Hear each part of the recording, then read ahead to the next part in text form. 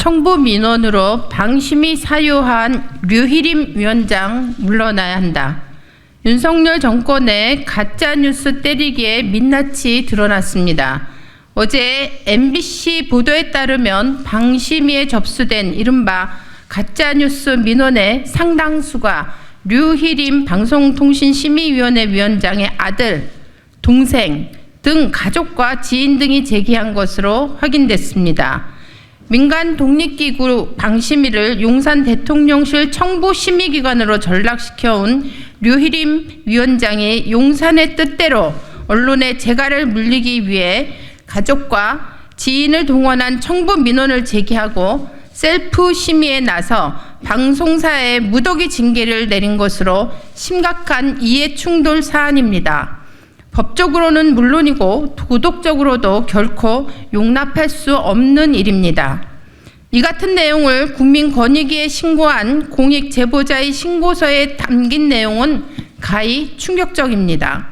부패한 권력의 파렴치한 행각이 고스란히 담겨 있습니다. 당시 상황을 보면 검찰발로 뉴스타파 허위 인터뷰 의혹 보도가 나온 후 여권은 가짜뉴스 몰이 총공세에 나섰습니다. 집권여당 대표가 사형감이라는 극언을 쏟아내고 이동관 방통위원장은 9월 4일 과학기술정보방송통신위원회 전체 회의에서 중대범죄, 국기문란 행위라며 방심위 등에서 엄중 조치를 할 예정이라며 심의를 사주하는 월권 행위를 했습니다. 공익신고에 따르면 이동관 위원장의 발언 직후부터 9월 18일까지 60여 명이 총 160여 건의 민원을 방심위에 제기했습니다. 이 중 9월 4일부터 7일까지 40여 명, 100여 건의 민원이 오타마저 똑같은 복사, 붙여넣기 수준의 동일한 내용으로 유희림 위원장의 가족과 지인들에 의해 제기된 것으로 확인됐습니다.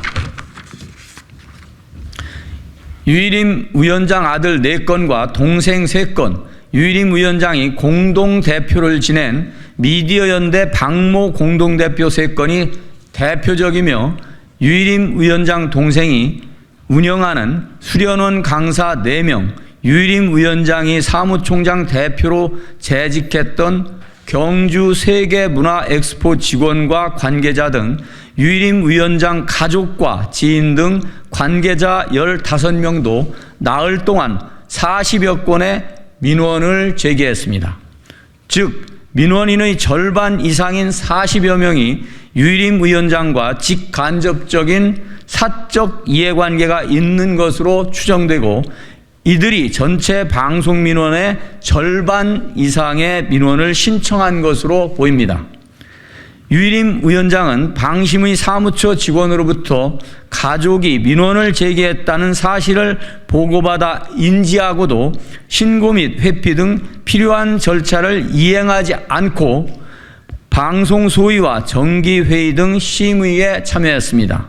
이는 이해충돌방지법 5조 방송통신심의위원회 임직원 이해충돌방지규칙 4조 방송통신심의위원회 임직원 행동강령 5조를 위반한 것입니다.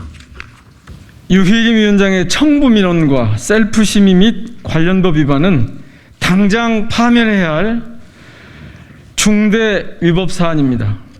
윤석열 대통령은 지난 9월 국민권익위가 정민용 방심위원이 방송심의에서 이해충돌 위반을 확인했다는 이유로 정민용 위원을 해촉한 바 있습니다. 또 2018년 방심위 모 팀장은 이명박 박근혜 정부 시절이었던 2011년부터 2017년까지 타인 명의를 빌려 46건의 방송 민원을 제기한 비위 행위가 밝혀지면서 파면된 바 있습니다. 심각한 이해충돌을 저지르는 등 범법 행위를 하고서도 뻔뻔하게 방심위원장 자리에 앉아있는 유희림 위원장은 당장 물러나야 합니다. 윤석열 대통령은 국기를 물러앉게 한 유희림 위원장을 당장 해촉하고 진상조사를 지시하기 바랍니다. 이번 유희림 방송위원장의 청부민원은 윤석열 정권의 부도덕한 언론 장악의 한 단면을 보여주는 것으로 조직적 배후가 있는지도 반드시 밝혀야 합니다. 민주당은 가족까지 동원한 청부민원으로 방심위를 사유하고 정권의 청부 심의기관으로 전락시킨 유희림 위원장에 대해 고발 조치 등 법적 조치를 조속히 추진할 것입니다. 또 권익위 신고를 통해 진실을 밝히고 제보한 공익제보자들을 보호하기 위해서도 모든 조치를 다할 것입니다. 2023년 10월 26일 더불어민주당 언론자유대책특별위원회, 국회 과학기술정보방송통신위원회 더불어민주당 위원 1동. 이번 사건은 전대미문의 청부민원 사건입니다. 처음에 이 사건을 접했을 때는 믿을 수가 없었고 믿어지지 않는 내용이었습니다.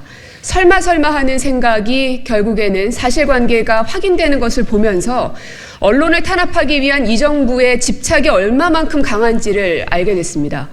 윤석열 정부의 언론 탄압을 위한 행동대장이었던 이동관, 그리고 이동관 위원장의 행동대장이었던 유희림, 그 구도가 여러분 눈에도 잘 보이시리라 생각이 듭니다. 예, 관련해서요.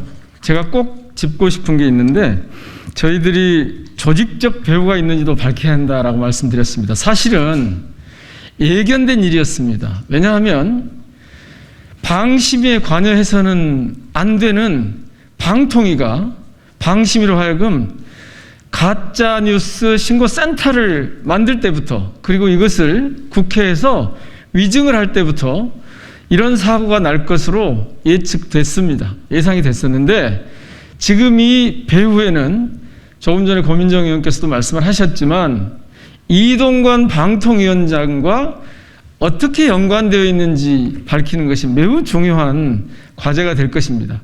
이 배후에는 이것이 유희림 방심위원장 단독 범행이 아니다라고 하는 것이 저희들이 갖고 있는 지난주에 저희 의원실의 제보를 보면 그런 심증을 갖고 있습니다. 따라서 당국이 즉각적인 조사와 수사를 개시해야 한다고 봅니다.